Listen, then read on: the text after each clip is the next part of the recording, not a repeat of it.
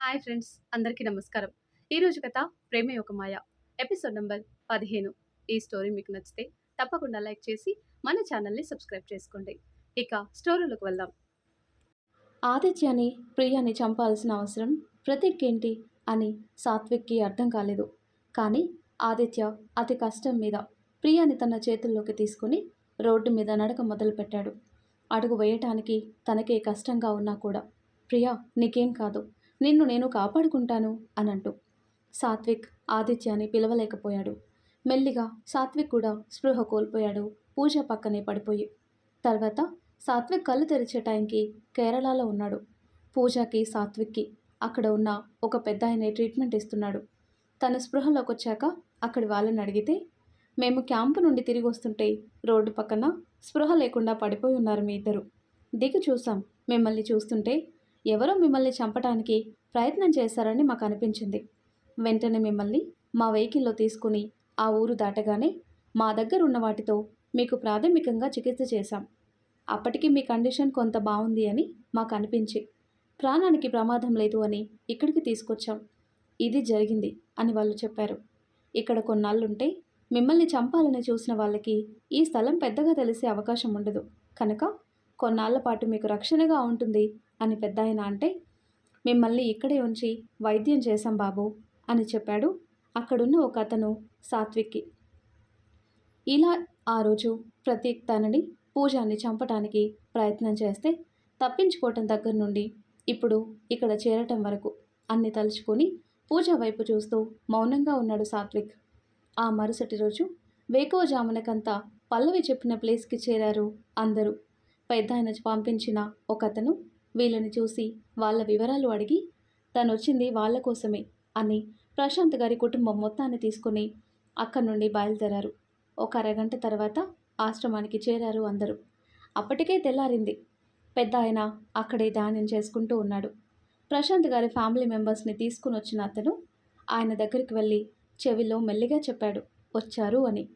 చాలా ప్రశాంతంగా ఉంది అక్కడి వాతావరణం. ఆ పెద్ద ఆయన ఫేస్ కూడా.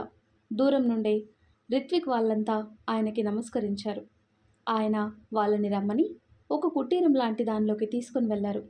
చుట్టూ పచ్చని ప్రకృతి, స్వచ్ఛమైన గాలి తగులుతూ ఉంటే ఎంతో ప్రశాంతంగా ఉంది అక్కడ అందరికీ. అదిగో అక్కడ చూడండి, అతనేనా మీ అబ్బాయి అని చూపించారు తన చేతిని ఆ పెద్దాయన. ఆయన చూపిన దిశగా చూశారు అందరూ. మౌనంగా కళ్ళు మూసుకొని ఈ లోకంతో తనకేం సంబంధం లేదన్నట్టు ఒక ఋషిలా ధ్యానం చేస్తున్న సాత్విక్ని చూడగానే అందరూ సంతోషంతో ఒకరినొకరు చూసుకున్నారు. ప్రసన్న గారు ఆ పెద్దాయన కాళ్ళకి నమస్కరించారు.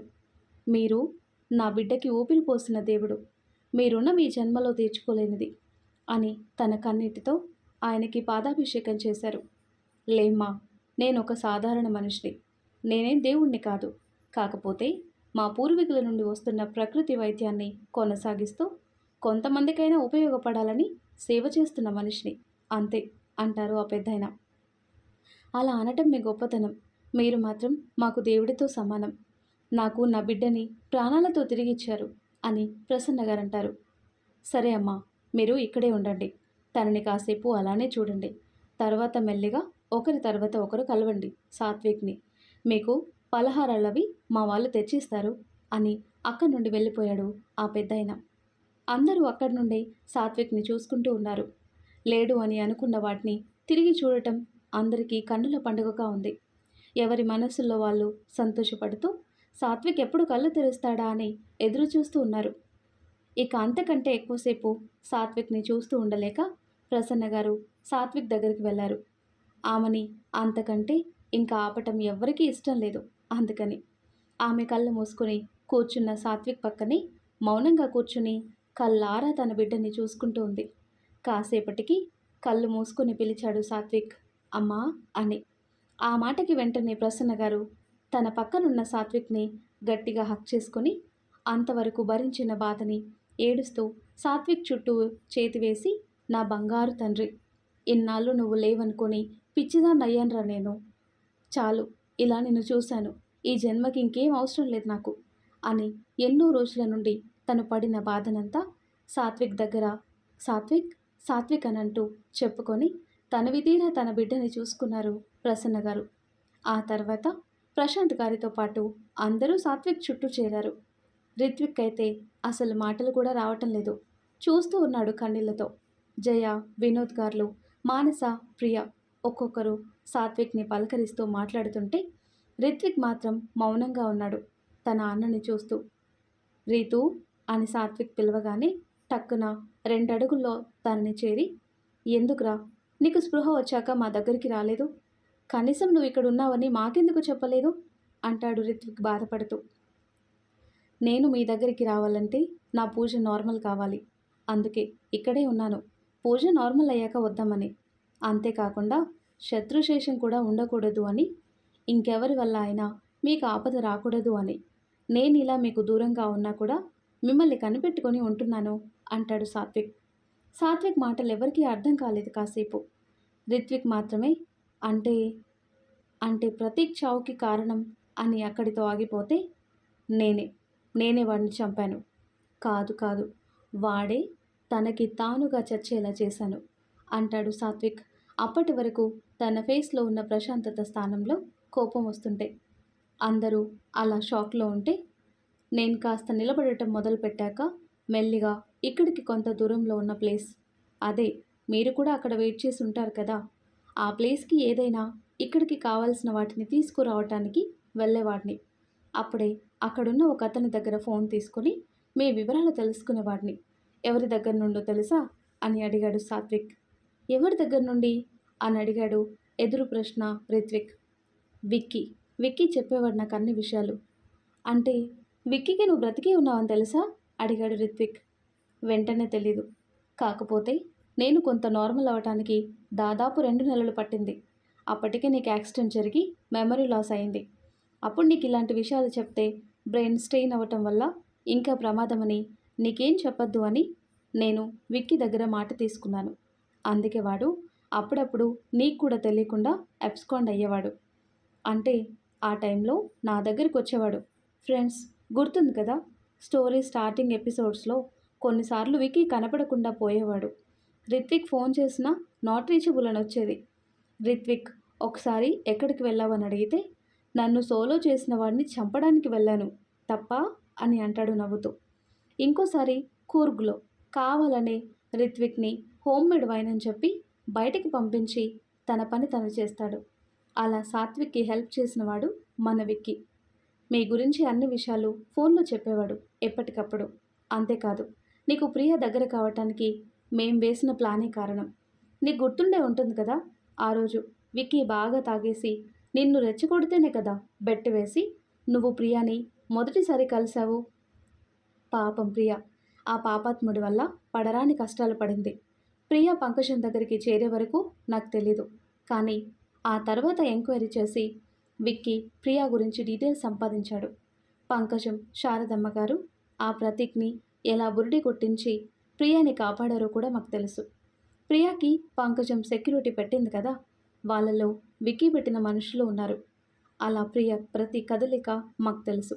అంతేకాదు, ఏదైనా సందర్భంలో ప్రియ లైఫ్ నాశనం అవుతుంది అని అక్కడ వాళ్ళకి ఏదైనా చిన్న అనుమానం వచ్చినా సరే ప్రతీక్ని చంపడానికి మా ఏర్పాట్లతో మేమున్నాం. తన చుట్టూ ప్రియాకు కూడా తెలియకుండా అనుక్షణం కాపలాగా ఉన్నాం అని అంటాడు సాత్విక్. అప్పటి వరకు అంతా విన్న ప్రియ సాత్విక్ దగ్గరకు వచ్చి, నన్ను క్షమించండి, మీరు ఇలాంటి వారు అని తెలియక ఎన్నోసార్లు మీ చావు కోరుకున్నాను. నేను నా జీవితంలో అందరినీ పోగొట్టుకుని ఒంటరిగా అలాంటి బ్రతకటానికి కారణం మీరేనని ఎన్నోసార్లు ఎన్నో రకాలుగా తిట్టుకున్నాను. మీకు చావు రావాలని దేవుణ్ణి కోరుకున్నాను, నన్ను క్షమించండి అని అడిగింది సాత్విక్ని. సాత్విక్ నవ్వుతూ, నీకు నిజం తెలియదు కదా ప్రియా, తెలిసిన తర్వాత నన్ను క్షమించండి అని నాకు, పూజకి నువ్వు చెప్పావు కదా అని అంటాడు సాత్విక్. ఈ విషయాలన్నీ విక్కీ చెప్పాడు. అసలు ఆ రోజు రిత్విక్ నా గురించి నువ్వు అన్నీ అంటున్నా కూడా సాత్విక్ అలాంటి వాడు కాదు ప్రియా అని బాధపడటం దగ్గర నుండి, నువ్వు పూజకి నాకు ఎక్కడున్నా మీ ఇద్దరు నన్ను క్షమించండి అని అడిగిన మాట దగ్గర వరకు నాకన్నీ తెలుసు ప్రియా అని మళ్ళీ సాత్విక్ని, అయినా నువ్వెవరు ప్రియా, నా తమ్ముడి భార్యవి, నా పూజకి చెల్లివి. ఆదిత్య తన ప్రాణం అడ్డేసి మరీ నిన్ను కాపాడుకున్నాడు. మరి నిన్ను కాపాడుకోలేకపోతే ఆదిత్య చావుకి అర్థం ఉంటుందా అంటాడు సాత్విక్. అసలు ఆదిత్య ఎలా చనిపోయాడు? ప్రతీక్ ఎలా చనిపోయాడు? అసలు ఆ రోజు పార్టీలో ఏం జరిగింది సాత్విక్ అని అడిగారు ప్రశాంత్ గారు. చెప్తాను నాన్న, అసలు ఆ రోజు పార్టీలో జరిగింది అని ప్రతీక్ వచ్చిన దగ్గర నుండి సాత్విక్ పూజని ఎత్తుకొని రోడ్డు వరకు తీసుకొచ్చి స్పృహ కోల్పోయే ముందు ఆది ప్రియాలని చూడటం వరకు మొత్తం చెప్పాడు సాత్విక్. పూజ మీద పిచ్చి కోరికతో మీ ప్రాణాలని కూడా తీయబోయాడా ఆ విధవ? అసలు వాడెందుకు పుట్టాడా అని బాధగా ఉంది సాత్విక్ నాకు అని అంటారు ప్రశాంత్ గారు. ఆది ప్రియాల మీద ప్రతీక్ ఎందుకు అటాక్ చేశాడు సాత్విక్ అని అడిగాడు రిత్విక్. అప్పటికి నాకు తెలీదు, కానీ విక్కీ తెలుసుకున్నాడు తర్వాత ఏం జరిగిందో మొత్తం. ఆ రోజు పూజ ప్రియాకి జ్యూస్ గ్లాస్ ఇస్తే తాగింది కదా, అది పూజ కోసమని ప్రతీక్ పంపించాడు అని మీకు చెప్పాను కదా. ఇవేమీ తెలియని పూజ ఆ గ్లాస్ ప్రియాకి ఇవ్వటంతో ప్రియా దాన్ని కొద్దిగా తాగింది. మోస్ట్ పవర్ఫుల్ డ్రగ్ కలిపాడు వాడు దాంట్లో. కొద్దిగా నాలుకకి తగిలినా కనీసం 4 గంటల పాటు స్పృహలో ఉండరు, ఏమీ గుర్తుకుండదు. అది పూజని పొందటానికి అలా వాడు వేసిన ప్లాన్. పూజ నేను అని అనుకుని ప్రతీక్ వెంట వెనకనే వెళ్ళింది కదా, సరిగ్గా అప్పుడే ప్రియ స్పృహ కోల్పోయి కింద పడింది. దూరం నుండి అక్కడే ఆ పార్టీలోనే ఉన్న ఆదిత్య అది గమనించి వెంటనే ప్రియ దగ్గరికి వెళ్ళి తనని తీసుకుని ఒక వెహికల్లో పడుకోబెట్టి పూజ కోసం మళ్ళీ వచ్చాడు. అదే టైంకి నన్ను ప్రతీక్ కట్టేసి ఉంచిన room back side glass window ఉంది. అక్కడి నుండే ఆదిత్య నన్ను చూశాడు. అప్పుడు అసలు తనకేం అర్థం కాలేదు. పార్టీలో ఉన్నవాడు సాత్విక్ అయితే ఇక్కడ ఉన్నది ఎవరు అని. తనకి తెలియకుండానే విండో గ్లాస్ మొత్తం ఓపెన్ చేసి ఆలోచిస్తూ ఉన్నాడు. ఒక రకంగా ఆదిత్య అలా ఆ విండో గ్లాస్ ఓపెన్ చేయటం వల్ల నేను పూజ ప్రాణాలతో బతికి బయటపడ్డాం. అంత చేసిన ఆదిత్య సాత్విక్ లాంటివాడు ఇంకొకడున్నాడా అని ఇంకేం ఆలోచించకుండా పూజ కోసం వెతకడం స్టార్ట్ చేశాడు. తన మైండ్లో ప్రియ ప్రస్తుతానికి సేఫ్గా ఉంది అని ఫిక్స్ అయ్యాడు. అందుకే పూజ కోసం వెతుకుతూ మేమున్న రూమ్ ఫ్రంట్ సైడ్ వచ్చాడు. నాకు ఆదిత్య కనిపించాడు, కానీ పూజ ప్రతీక్ ఇద్దరూ నాకు ఎదురుగా ఉండటం వల్ల ఆదిత్యని వాళ్ళిద్దరూ చూడలేదు. తన మొబైల్ నుండి అక్కడ జరిగేది మొత్తం వీడియో తీస్తూ తను కొంచెం పక్కగా నిలబడ్డాడు. అదే టైంలో నన్ను రాడ్తో ప్రతీక్ కొట్టబోతుంటే పూజ అడ్డుపడింది. ఆ దెబ్బ పూజకి తగిలి బ్లడ్ లాస్ అవుతుంటే ఇక పూజ బ్రతికే ఛాన్స్ లేదు అని మమ్మల్ని ప్రతీక్ అలాగే వాడికి రూమ్ లాక్ చేసి బయటికి వెళ్ళాడు. అలా ప్రతీక్ బయటికి వచ్చేసరికి వాడి కంటికి ఆదిత్య కనిపించాడు వీడియో తీస్తూ. ఎక్కడ వాడి విషయాలు బయటపడతాయో అని ప్రతీక్ ఆదిత్య మీద దాడి చేశాడు. కానీ ఆదిత్య చాలా ఫాస్ట్గా ప్రతీక్ తలపై కొట్టాడు చేతికి దొరికిన దాంతో. అలా ప్రతీక్ని కొట్టి అక్కడి నుండి వాడి చేతికి అందకుండా పారిపోయాడు. ఆదిత్యకి లోపల ఉన్నది పూజ అని తెలీదు, ఎవరో అమ్మాయి అని మాత్రమే అనుకున్నాడు. ఎందుకంటే ఆదిత్య వీడియో తీసేటప్పుడు ఫోన్ మాత్రమే రూమ్ సైడ్ పెట్టి తను మాత్రం ఇక్కడ మనుషుల సైడ్ చూడకుండా అటువైపు తిరిగి ఉన్నాడు. అందుకే అలా ఆదిత్య ప్రియ ఉన్న వెహికల్ తీసుకుని అక్కడి నుండి వెళ్ళిపోయాడు.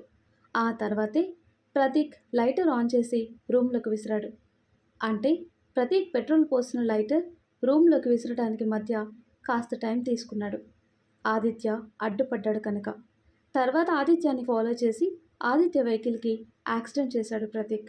ఎందుకంటే ఆదిత్య తన గురించి ఎక్కడ నిజాలు బయట పెడతాడు అనే డౌట్తో. ఆదిత్యతో పాటు ప్రియా కూడా ఉంది. ప్రియాని చూసి ఇది ఆ రిత్విక్ గాడి లవర్ కదా, ఇది కూడా చచ్చింది, ఇక నాకు అడ్డుగా ఉంది ఆ రిత్విక్ మాత్రమే, వాడిని కూడా లేపేస్తే ఇక ఇంత పెద్ద సామ్రాజ్యానికి నేనే ఏకైక వారసుడిని అని అనుకుంటూ అక్కడి నుండి వెళ్ళిపోయాడు ప్రతీక్. సరిగ్గా అదే టైంకి నేను పూజను తీసుకుని రోడ్డు సైడ్కి వచ్చాను. అలా ఆదిత్య తనకి తెలిసి ప్రియాని తెలియకుండా నన్ను పూజని సేవ్ చేసి తను మాత్రం చనిపోయాడు అని బాధగా చెప్పాడు సాత్విక్. ఆది అని అంటూ ప్రియ ఏడుస్తూ ఉంటే, ఆదిత్య నీకు తోడబుట్టినవాడు కాకపోయినా నీకోసం నిన్ను కాపాడటం కోసం ఎంతగా పరితపించిపోయాడో పాపం. నా కళ్ళారా చూశాను ప్రియా. తనకే అడుగు వేయటానికి కష్టంగా ఉన్నా నిన్ను తన చేతులతో మోస్తూ తీసుకువెళ్ళాడు. అసలు ఒకే రక్తం పంచుకు పుట్టినవాడు ప్రాణాలు తీయాలని చూస్తుంటే ఒక చోట పెరిగిన బంధంతో తన ప్రాణాలు నీకోసం దారపోశాడు ఆదిత్య. ఎవరు గొప్ప? ఆస్తులు లేకపోయినా మంచికి మారు పేరు ఆదిత్య ఒక పక్క, అన్నీ ఉన్నా తన జీవితంలో సంతోషాన్ని చూడలేక సొంత వాళ్ళని కూడా మట్టు పెట్టడానికి ఏమాత్రం వెనకాడని ప్రతీక్ ఒక పక్క అంటాడు సాత్విక్. మరి ఇన్ని చేసిన ప్రతీక్ ఎలా చనిపోయాడు సాత్విక్? అడిగారు వినోద్ గారు. వాడి పిచ్చి కోరికే వాడి ప్రాణాలు తీసింది మావయ్య. వాడి చావుని వాడే వెతుక్కుంటొచ్చాడు కూర్గుకి. రిత్విక్ 1 వీక్ కూర్గుకు వెళ్తున్నాడు అని తెలిసిన ప్రతీక్ రిత్విక్ని కూడా చంపాలని అనుకున్నాడు. బెంగళూరు బ్రాంచ్లో మీటింగ్ అని అటెండ్ అయినట్టు అక్కడే ఉండి రిత్విక్ని కూడా చంపేసి తనకేం తెలియదన్నట్టు ప్లాన్ చేశాడు ప్రతీక్. విక్కీ ద్వారా రిత్విక్ ప్రతి కదలిక నాకు తెలుస్తూనే ఉంది. విక్కీకి చెప్పాను నా ప్లాన్. ఆ ప్లాన్లో భాగంగానే బెంగళూరు ఆఫీస్కి పంపించాడు ఒక అమ్మాయిని, విక్కీ డొనేషన్ పేరు చెప్పి. ఆడపిల్లల్ని చూస్తే ఇంకేం ఆలోచించని ప్రతీక్ మేం వేసిన ట్రాప్లో ఈజీగానే పడ్డాడు, మాకు కష్టం లేకుండా. ప్రతీక్ ఆ అమ్మాయి మీద మోజుతో తనకి డైరెక్ట్గా ఆఫర్ చేశాడు. నీకు డొనేషన్ ఇస్తే నాకేం వస్తుంది లాభం అని. ప్రతీక్ ఇంటెన్షన్ అర్థమైన ఆ అమ్మాయి కూడా ఎలాంటి అబ్జెక్షన్ పెట్టలేదు వాడికి. కాకపోతే నీకు చిన్న టెస్ట్ పెడతాను, నీ క్యాపబిలిటీ చెక్ చేయటానికి అనంది. ఏం టెస్ట్ అని ప్రతీక్ అడిగితే, నీకు నేను కావాలి, నాకు నువ్విచ్చే మనీ కావాలి. ఇక్కడే ఆ పని జరిగిపోతే అసలు మజా ఉండదు, థ్రిల్ కావాలి నాకు. ఎప్పుడూ నువ్వు నాకు గుర్తుకొచ్చినా ఆ స్వీట్ మెమరీ నాకు మళ్ళీ మళ్ళీ నిన్ను కోరుకునేలా అనంటే, వావ్, ఇన్నాళ్ళకి నీలాంటి ఒక ఆడదాన్ని చూశాను నేను. ప్రతీదీ నన్ను వదిలేయి నా దగ్గరికి రావద్దు, నేను అలాంటి దాన్ని కాదు అని రాగాలు తీస్తూ ఉంటారు. ఇలా నీలా నాకు కోఆపరేట్ చేస్తే ఇద్దరికీ బాగుంటుంది కదా, అలా ఎందుకు ఆలోచించరు అని నవ్వాడు ప్రతీక్. థ్యాంక్స్ మీ కాంప్లిమెంట్కి. నేను ఇప్పుడు కూర్కు వెళ్తున్నాను అని. మంచి స్వీట్ మెమరీకి వెదర్ కూడా బాగుండాలి కదా అని నవ్వుతూ, నేను నువ్వు ఇలా కలిసి ఒకేసారి బయటకు వెళ్తే ఎవరైనా చూస్తే ప్రాబ్లం అవుతుంది. సో నేను నీకంటే కొంచెం ముందు బయటకు వెళ్ళి అవుట్స్కర్ట్స్లో వెయిట్ చేస్తుంటాను. నువ్వు మాత్రం ఇక్కడ ఎవరికీ తెలియకుండా ఎవరి కంటా పడకుండా నా దగ్గరికి రావాలి. ఎవరైనా నిన్ను ఇక్కడే ఆఫీస్లో ఉన్నావనుకోవాలి. అంతేకాదు, ఇక అప్పటి నుండి నేనేం చెప్తే అది మాత్రమే నువ్వు చేయాలి. అప్పుడే మంచి కిక్, థ్రిల్ కూడా ఉంటుంది. ట్రై చేస్తావా అని అడిగింది తను. అలా చేస్తే నాకేం వస్తుంది అడిగాడు ప్రతీక్. స్వర్గం. నేను చెప్పినట్టు నువ్వు చేస్తూ పోతూ ఉంటే నీకు దొరుకుతుంది. నువ్వు ఊహించని ఆనందం. నువ్వు బ్రతికుండగా జీవితంలో నువ్వు అస్సలు ఊహించనిది, ఎప్పుడూ అనుకోనిది, అందుకోనిది నీకు అందుతుంది. ఒక్కసారి దాన్ని అందుకున్నాక ఇక నువ్వు, నీ అడుగులు ఈ నేలపై ఉండవు. నువ్వు ఊహించిన లోకంలోకి నిన్ను తీసుకువెళ్తాను అని కైపుగా చెప్తూ ప్రతీక్ని రెచ్చగొట్టేలా మాట్లాడింది ఆ అమ్మాయి. కూర్గులో రిత్విక్ కూడా ఉన్నాడు. పనిలో పని ఈ పిల్ల కూడా అక్కడికి వెళ్దామని అంటుంది. స్వామి కార్యం స్వకార్యం రెండు జరిగిపోతాయి అని తనలో తాను అనుకుని, సరే బేబీ, నీ మాటల్లోనే చూపించావు కొత్తగా స్వర్గాన్ని, నేను పొందే ఆనందాన్ని. నీకు కావాల్సింది నీకు ఇస్తాను, నువ్వు చెప్పినట్టే చేస్తే. ఇప్పుడు వెళ్ళు, నీ వెనకాలే నేను వస్తాను అంటాడు ప్రతీక్. వస్తావు కదా, నీకోసం వెయిట్ చేస్తూ ఉంటాను అని ప్రతీక్ దగ్గరికి వెళ్ళి వాడిని రెచ్చగొట్టేలా శాంపిల్గా ఒక లిప్ లాక్ కిస్ ఇచ్చి వెళ్ళిపోయింది అక్కడి నుండి. ఎర వేయాలి కదా, అప్పుడే బోన్లోకి పడుతుంది, అది ఎలకైనా ఎదవైనా అని. దానికే పిచ్చెక్కింది వాడికి. కుక్కలా తోకూపుకుంటూ వెళ్ళాడు ఆ అమ్మాయి కోసం, ఎవరికీ డౌట్ రాకుండా. అలా వాడు ఆ అమ్మాయి కోసం కూరుకుకొచ్చాడు. అప్పటికే సాయంత్రం అయింది. విక్కీ, నాకు వైన్ కావాలి, లోకల్ హోమ్ మేడ్ అని రిత్విక్ని బయటికి పంపించాడు. విక్కీ కోసం రిత్విక్ బయటికి వెళ్ళగానే విక్కీ ప్రతీక్ ఉన్న ప్లేస్కి వెళ్ళాడు. అప్పటికి వాడు ఆ అమ్మాయితో ఫిజికల్గా కలిసిపోయాడు. ఆ కొంచెం గ్యాప్లోనే టైం చూసుకుని ఆ అమ్మాయి ఆల్రెడీ తన దగ్గర మేము ముందే ఇచ్చిన డ్రగ్ వాడి బాడీలోకి వాడికి తెలియకుండా ఇంజెక్ట్ చేసింది. అది వాడు గమనించే పొజిషన్లో లేడు.